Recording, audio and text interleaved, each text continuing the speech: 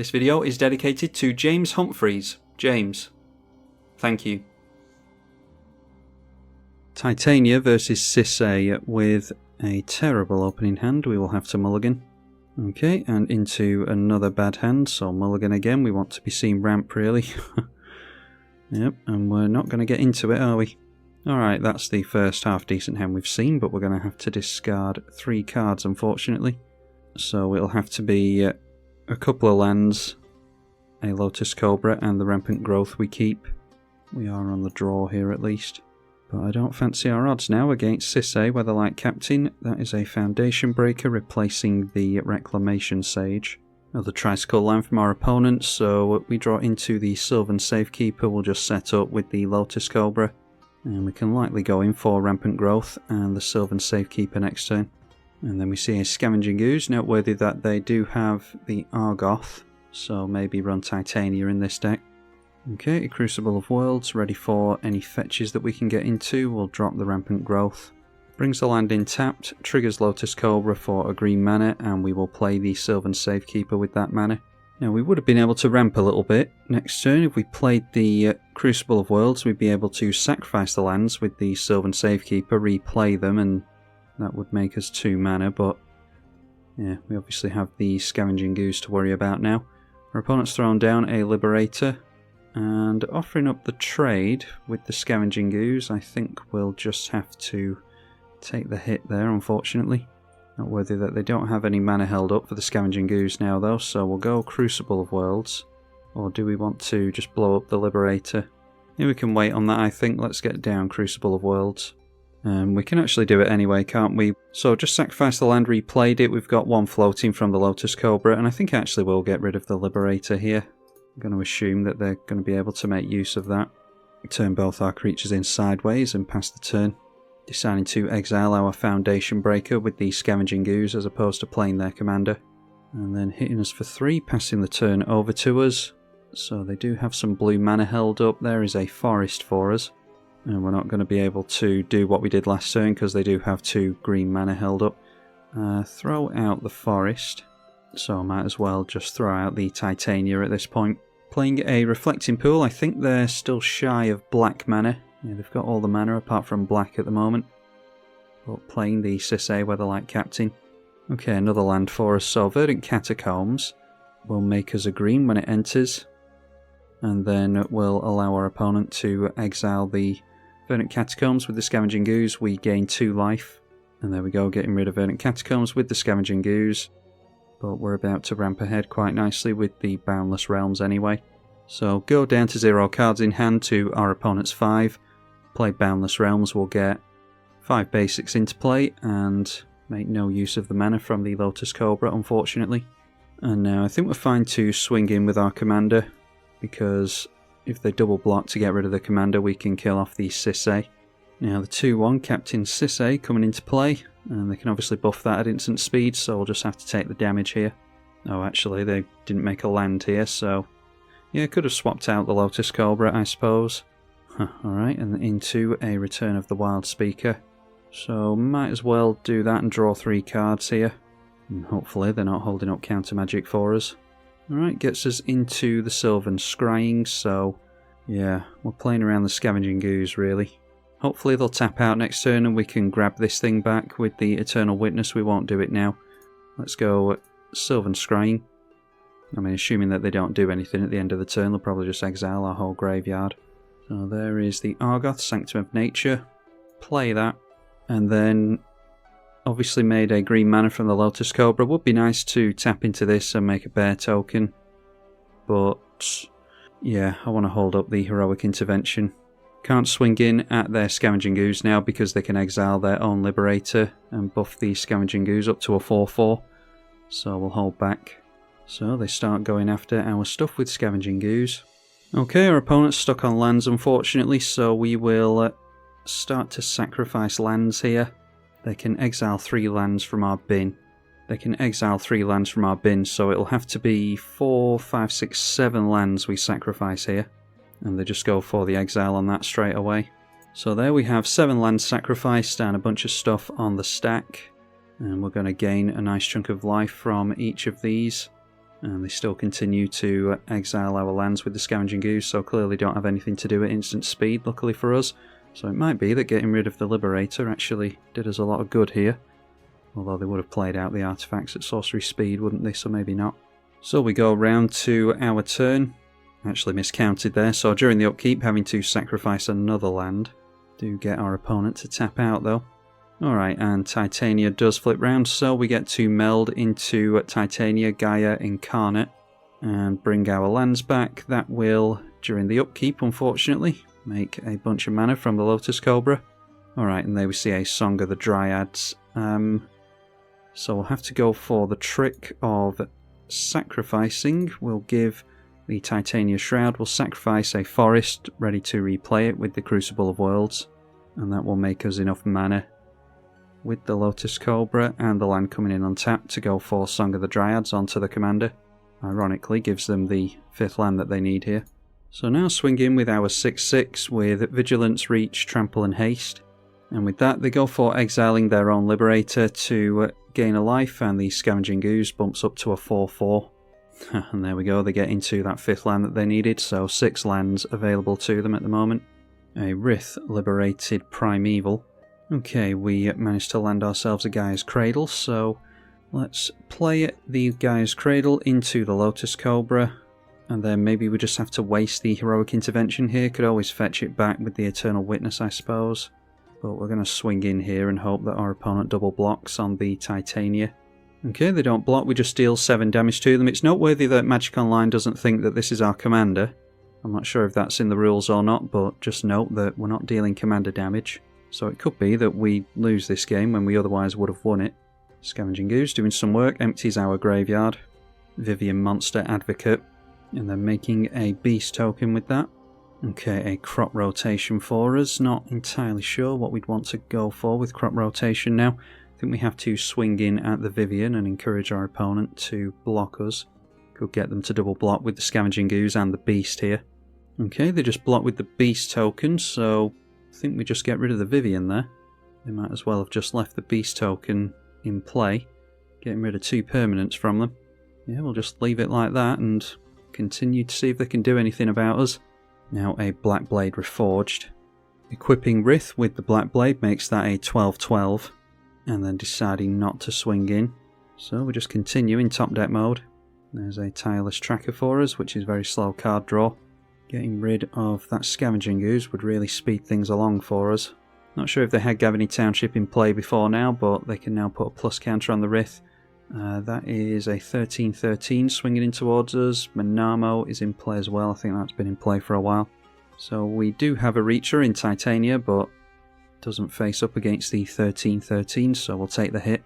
Go down to 3 shy of our starting life total. Now Prime Speaker Vanifar. Okay, another forest for us. We drop the forest. That will allow us to investigate, which we might as well here, seeing as how we're making mana with the Lotus Cobra. Then we'll crack the clue token, making the Tireless Tracker a 4/3, so I think we can swing in with that this turn. Allows us into Garruk Primal Hunter, which is exactly what we need to get us back in this, so let's turn in sideways first of all. Okay, deciding to untap the Rith.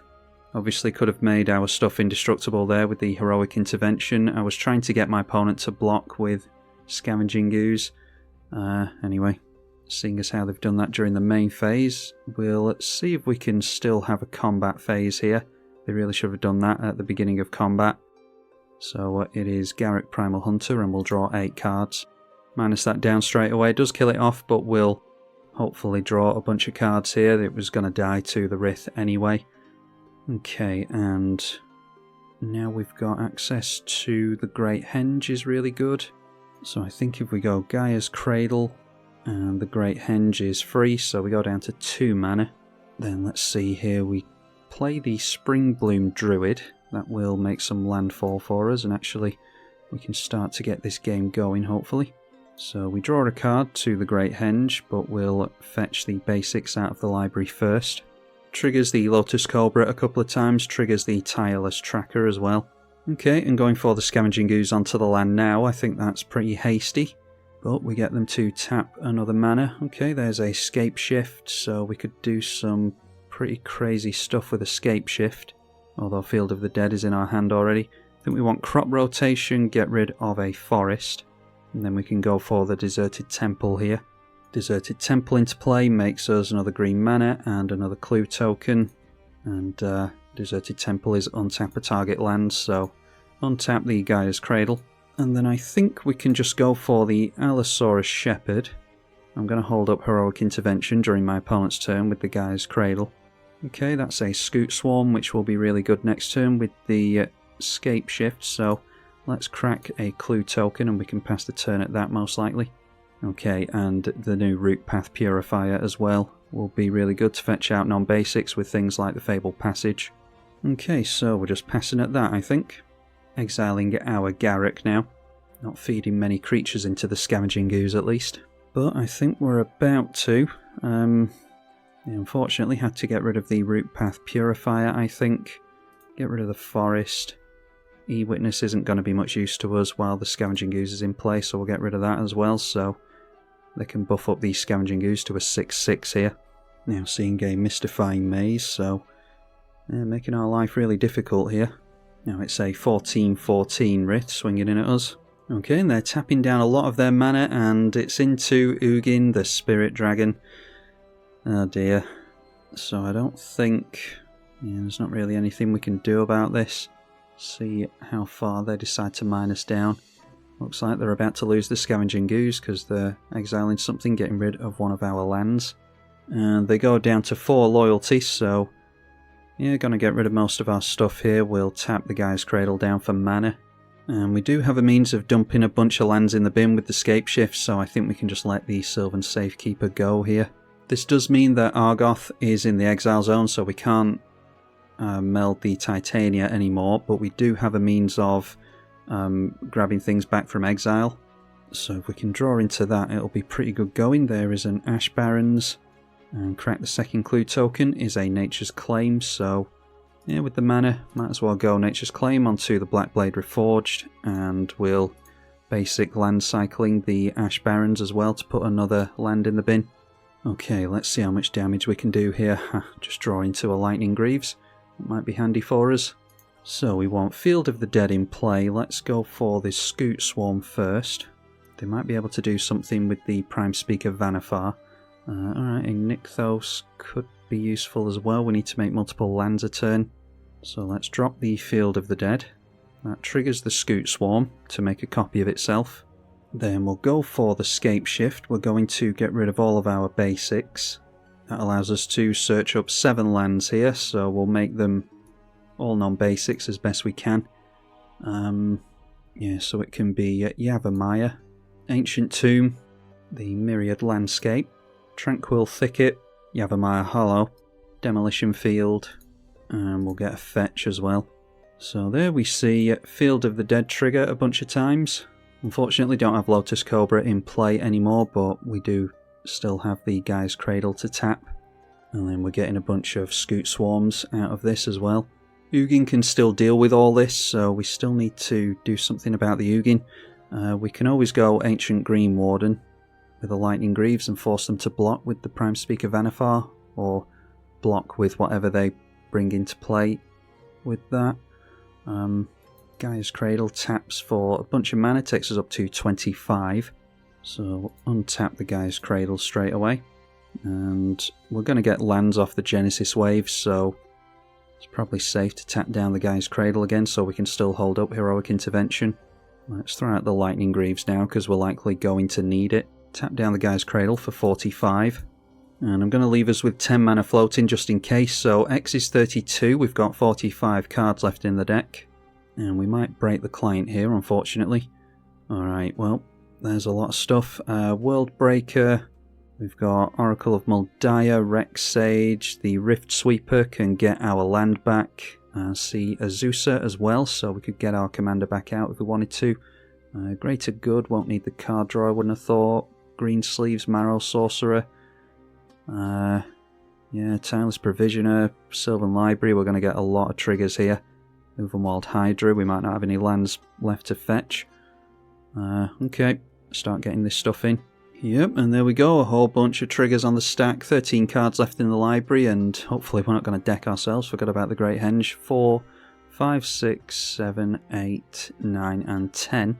Haven't even done the Scoot Swarm triggers yet, but I've got the Rift Sweeper on the stack, and we are going to bring back the Argoth from exile. Okay, amazingly, the client hasn't crashed yet. I'm pointing the Reclamation Sage at my own Great Henge so that we don't accidentally deck ourselves here, which we may well still do anyway. Must thank my opponent for playing this out, because it's become a solitaire game towards the end here, although he might still win this one. So our Great Henge gets blown up by the Rec Sage. Woodland Bellower I'm going to say no to here, because we want as many cards in the library as possible. The Rift Sweeper, grabbing our land back, which we actually can't play, otherwise we're going to make the game last even longer than it already has. So definitely, I should know better than to run Scoot Swarm, because Magic Online just doesn't do well with it. But ideally what we would do here is replay our Argoth, assuming that we draw into it again. It's been put back into the library. Yeah, see, so we could, now that we've put it back in the library, we could fetch it out with the Overmauled Hydra, but I'm not going to here. We'll just assume that we could have had a melded Titania again. Sacrifice Myriad Landscape and the Wooded Foothills to the Lotus Field. Make some badges with the green sleeves. I'm going to risk doing the auto pass here and hope that Magic Online doesn't shit the bed on us. Make some treasures. Field of the Dead continuing to trigger as well. And we'll draw cards from the Great Henge here. We'll only have a few cards left in the library. Life from the Loam is in the bin, so we could dredge, but obviously that will empty our library really quick. Seeing Splendid Reclamation now as well. Which could obviously have every single land in our graveyard come in tapped, and that would make a bunch of treasures, do all the triggers all over again. So yeah, it's a real shame about the Scoot Swarm. I am regretting putting it in the deck now, because we could do all sorts of crazy stuff here even without that. Now we don't have much means of haste in the deck, unfortunately, no Achroma's Memorial or anything like that. We've only got the Lightning Greaves, and did we really not draw into Beast Within? Oh, we've already seen Beast Within. We can't fish it out of the bin, unfortunately. We've used the E-Witness. There's a 4-mana E-Witness in the deck that we could get Beast Within back with. And I'm not sure we've seen it yet, amazingly, with 4 cards left in the deck. I want to shuffle the Green Sun Zenith back into our library anyway. So, yeah, let's go Green Sun Zenith and try to find that. Didn't actually check the board. We might have played it already. There it is, the Timeless Witness. So that can grab the Beast Within back for us. And we still have 4 cards in our library thanks to the Green Sun Zenith getting shuffled back in. So Timeless Witness grabs the Beast Within. Maybe it was milled or something, I don't remember using the Beast Within already.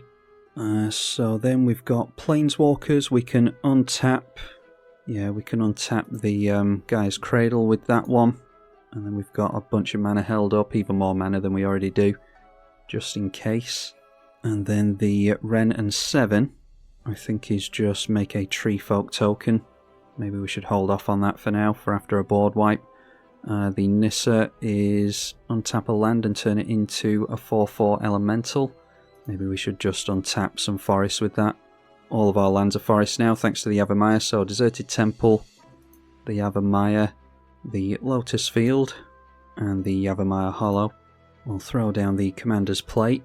And we're not going to get protection from the Prime Speaker Vannifar, because it is green, of course, but whatever it is that they tutor for could allow us to swing straight through. So tapping down the Gaia's Cradle makes 148 mana in total. And we'll put this onto... This has protection from wizards. And that is a wizard, so that might be a good idea. Yeah, we've got a couple of 15/15s thanks to the Overmauled Hydra, so yeah, we'll just put it on the Badger Maker. Lightning Greaves onto the same creature, and then we one-shot our opponent next turn if they don't have a board wipe. It's a real shame we can't play some of the stuff that's in our hand here.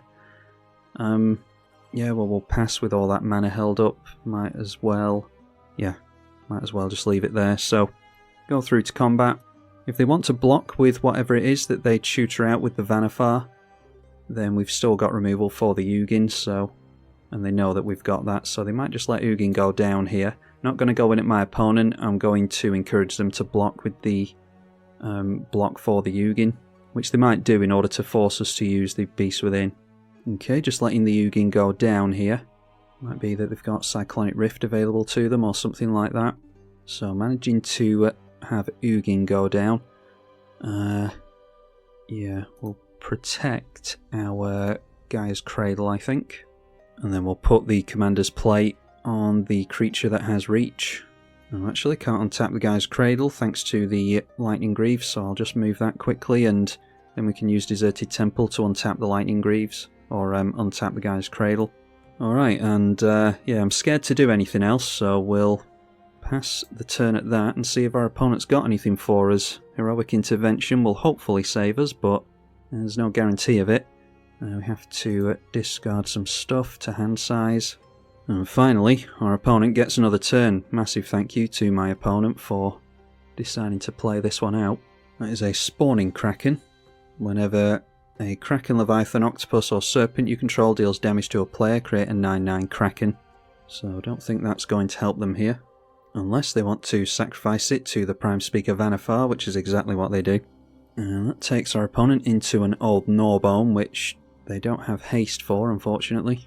Okay, deciding to untap a permanent with the Prime Speaker Vannifar, so I think that's a prime target for the Beast Within. And that should be the game for our opponent. Not sure what they were fishing for there, but graciously just deciding to pass the turn back through to us, so not going to mess about here. We draw a card, Sylvan Library, I am not going to bother with. Let's just get through to combat as soon as possible. And we'll turn everything in sideways, apart from the Gaia's Cradle. We can pull that back. Okay, and that's what our attacks look like. Magic Online has done very well because we've been going really slowly and allowing it to actually catch up, but that's to the detriment of my opponent's time, unfortunately, so massive thank you to my opponent. Played against him a few times and always has interesting decks and is never salty or bitchy or anything like that, so I do appreciate my opponent playing this one out for all of you. Okay, knock our opponent down to minus 188. Again, I've said it a few times, but huge thank you to my opponent for his patience there. We did pretty well there considering I think we had to mulligan down to 4, and our opponent was struggling on lands there. I think we just got rid of his commander in the nick of time because he would have been able to start tutoring with that. But he did manage to control us very nicely with the Scoot Swarm. That slowed the game down for us and didn't manage to buy himself enough time, but any other day the game would have gone his way there. Definitely taking Scoot Swarm out of the deck for reasons that we saw here. It just drags the game on way too long. But if you want to play this deck in paper, you can obviously do the maths on Scoot Swarm pretty quickly and then just put a counter on it or something to dictate that you've got a million Scoot Swarms. Anyway, hopefully you all enjoyed this one, seeing Titania being melded there. I'm Tribalkai. Thank you for watching.